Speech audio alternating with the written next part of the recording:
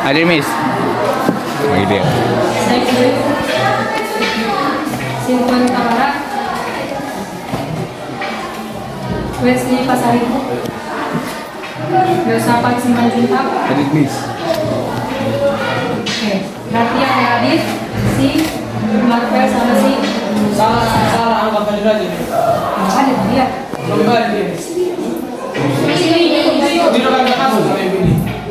Berarti ada saudara. Hadir tadi. Apa hadir? Iya. Oke. Berarti cuma si Marvel. Kemana si Marvel? Sudah.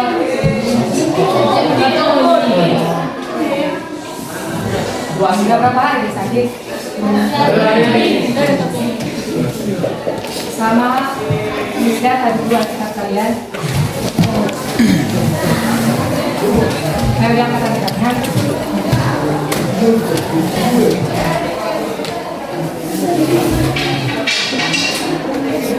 Oke, bawa kita semua ya. Miss. Tepuk tangan dulu. Ada perubahannya. Jadi minggu lalu kalian ngapain? Belajar Miss. Kurang cepat. Kurang cepat kalian ngapain? Sebelum saya kurang cepat itu, yang bersikap dapat. Belajar Miss. Sama. Udah bang?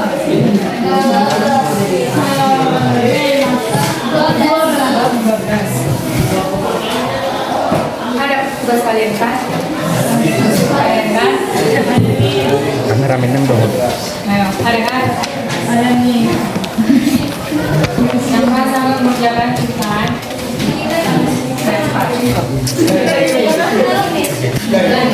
Sama aja kan? Sama aja ya. Cukup aja, Miss. Nanti kita lanjutin ya. Ada berapa itu?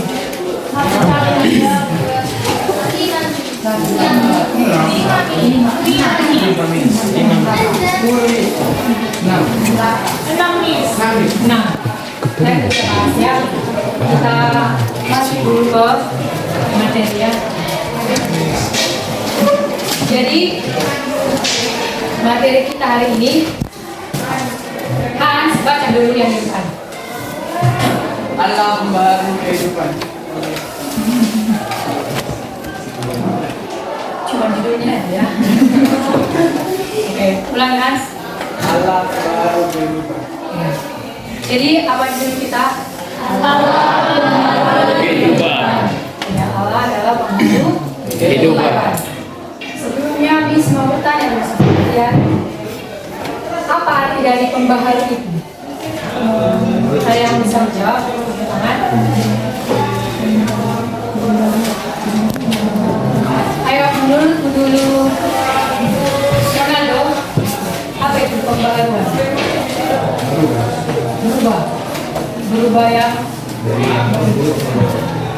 berubah dari yang buruk menjadi ke yang lebih baik lagi. Jadi yang akan kita pelajari hari ini adalah Allah adalah pencipta, pemelihara. Lanjut Jonathan. Ayo.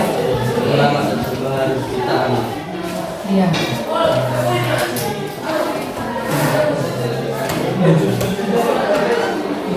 Allah adalah pencipta. Tuhan menciptakan Langit dan bumi dan segala isinya. Tuhan menciptakan kita semua yang ada di dalam bumi, terutama kita manusia. Jadi udah Tuhan menciptakan kita, otomatis Tuhan akan pelihara. Jangan ketawa-tawa gitu ya.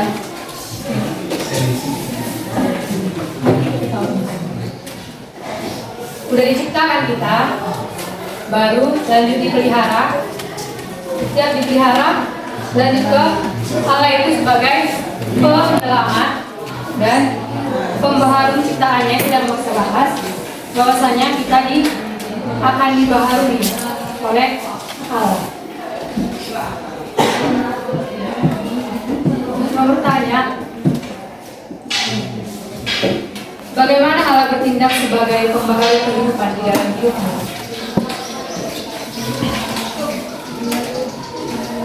Lalu yang sama Coba jelaskan Pak. seperti dari hari sebelumnya di mana kita memperingati hari kenaikan Yesus, dan Yesus berjanji akan datang untuk kedua kali dengan Roh Kudus dan mendalami kehidupan semuanya. Kau Jonathan?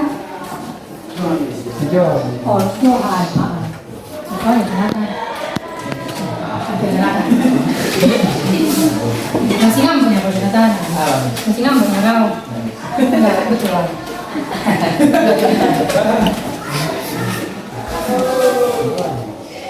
Ini saya disuruh Kau Jonathan. Enggak. Menurut pendapat pribadi.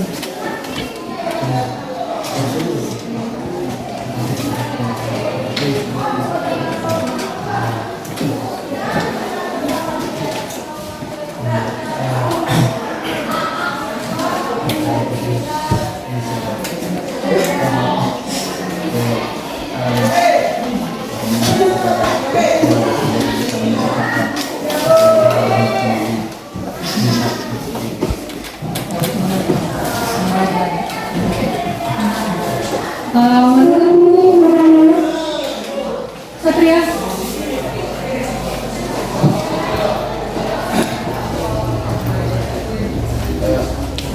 Perempuan itu bertindak sebagai penyerta atau pendamping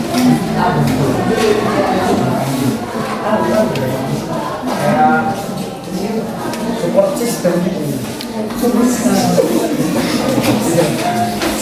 Jadi menurut si Satria, Allah bertindak di kehidupannya itu sebagai support system. Oke, bisa kita terima ya. Jadi kan kita ada di bawah ini, buat bagaimana Allah bertindak sebagai baru kehidupan. Jadi buatkan pembaruan diwujudkan melalui supaya dapat menikmati persekutuan yang benar dengan Allah dan sesama. Jadi kita perlu diperbarui oleh Allah agar kita dapat menikmati persekutuan yang benar dengan Allah. Oke. Lalu lanjut ke kita baca Alkitab, dibuka semua Alkitabnya.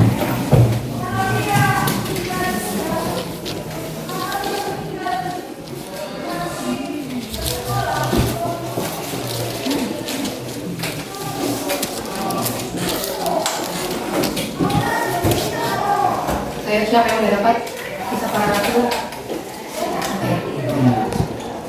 Siapa yang mau baca? Oke, Kak Gina. Kisah Para Ratu.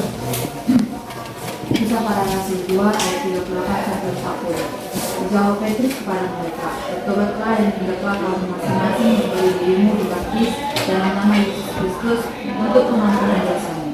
Maka kamu akan menerima karunia Roh Kudus.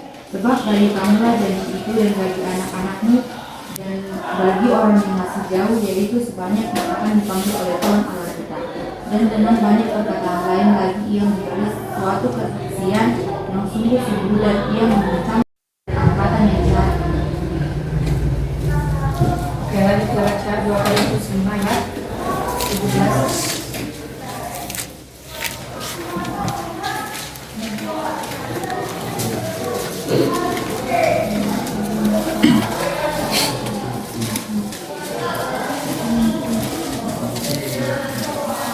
Ayo, Messi.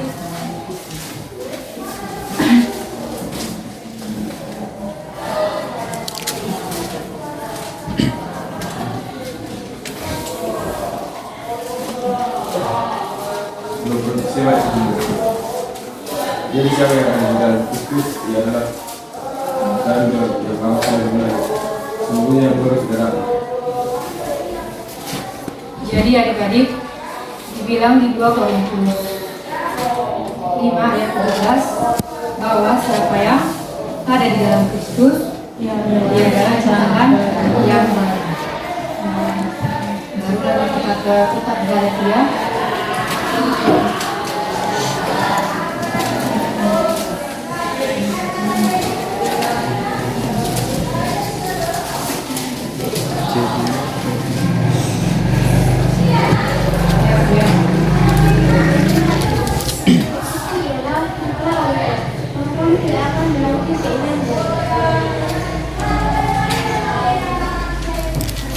Tahu ya kalian perbedaan keinginan daging sama keinginan roh?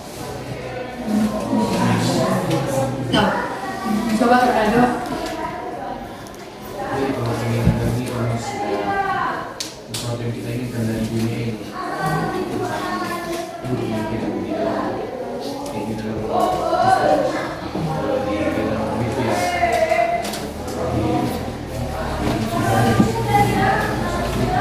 Kemudian baru sambungannya ke Galatia 5 ayat 22.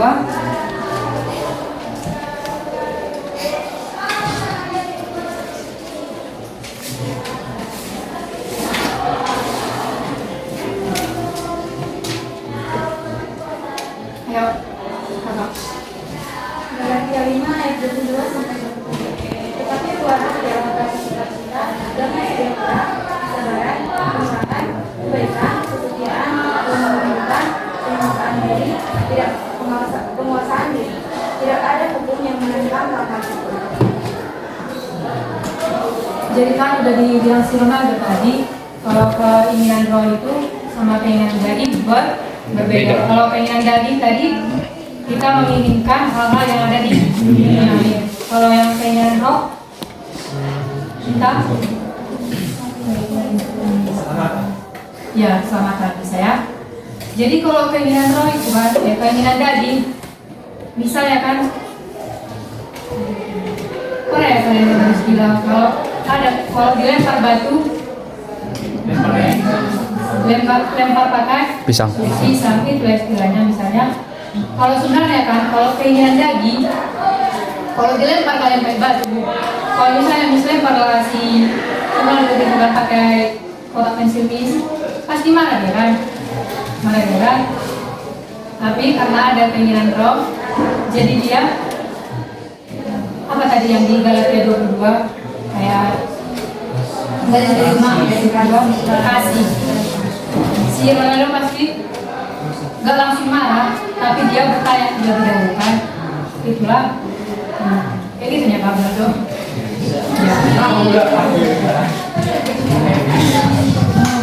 Misalnya apa lagi contohnya? Coba apa Michael?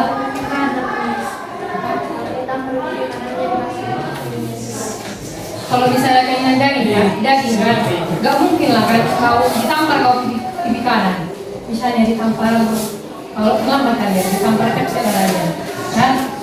Gak mungkin kau kasih lagi pipi apa kan? Otomatis dalam hatimu kau udah kepsek kan? Tapi kalau keinginan roh, itulah istilahnya. Tapi di dalam hatimu ya kau buat, maksudnya kau tanya ada kejadian yang membuat kau supaya ditampar kepsek karena tadi kenapa? Karena terlambat. Oke, dari dampak pembaruan Allah bagi kehidupan kita itu ada beberapa dampak. Yang pertama, coba baca dulu lagi dia. yakni bahwa Allah berkuasa atas tubuhmu dan bahwa hidupmu dan bahwa kekuasaannya tidak dimasuk oleh ruang dan waktu. Nah, yang pertama yakin bahwa kalau udah belajar kau tentang Allah memperbaharui kehidupanmu dan kau sudah tahu arti pembaharuan bagi hidupmu, dampaknya itu dampak dari yang kau tahu itu Allah memperbaharui kehidupanmu. Yang pertama, kau harus yakin bahwa Allah. Ya, baru yang kedua,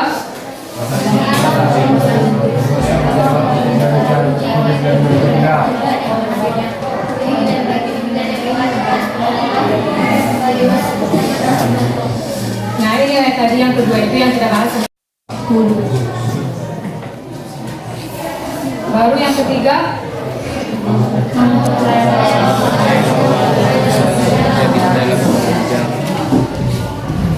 baru yang keempat,